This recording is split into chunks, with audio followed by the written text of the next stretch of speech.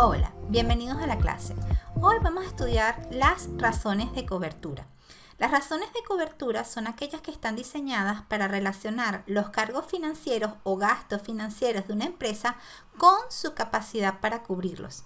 Este tipo de razones son muy semejantes a las razones que ya hemos estudiado, que son las razones de liquidez, porque describen la cantidad de fondos disponibles para cubrir ciertos gastos. Las razones más altas, es decir, el valor que se obtiene más alto, es deseable hasta cierto grado. Pero ojo al realizar el análisis, jóvenes, porque si el monto que obtenemos es demasiado alto, puede indicar que la empresa, así como pasaba con las razones de liquidez, está subutilizando su capacidad de deuda y por lo tanto no logra maximizar la riqueza del accionista. La razón de cobertura más común es la razón de cobertura por interés, donde se relacionan las utilidades antes del pago de intereses e impuestos. Evidentemente, si la empresa tiene pérdida, no calcularíamos este tipo de razón.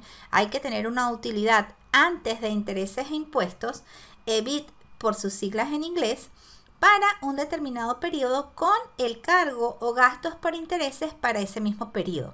Es decir, la fórmula sería para la razón de cobertura por interés, utilidad antes de impuestos e intereses o EBIT entre el gasto de interés, ¿sí? Donde UA y I, que son las siglas de esta fórmula, sería utilidad antes de intereses e impuestos.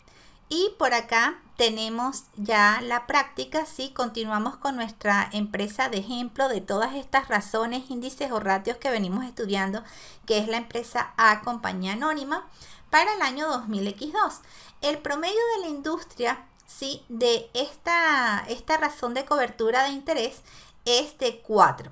Vamos a ver cuánto sería nuestra razón de cobertura de intereses si la empresa tiene capacidad de cobertura de intereses con los cálculos del estado de resultados de esta empresa para el año 2000X2. ¿Sí? Vamos a tener, fíjense, este es el estado de resultados. Tendríamos utilidad antes de intereses e impuestos 520.000 entre, vamos a colocar un negativo. ¿Por qué? Porque ya esto está restando acá el gasto de interés, entre el gasto de interés. Fíjense que nos da 4,71, ligeramente superior al promedio de la industria en la cual se maneja empresa A. ¿Y para qué nos serviría esta razón? Esta razón de cobertura de intereses nos va a servir como medida de capacidad de la compañía para cumplir con el pago de intereses y con ello evitar en un futuro próximo cercano la bancarrota.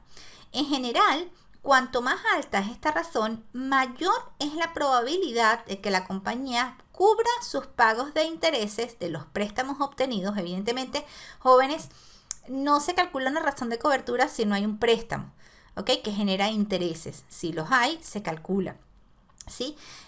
Es la capacidad, mientras más alta, repito, indica la capacidad de la empresa de cubrir los pagos de intereses sin dificultad.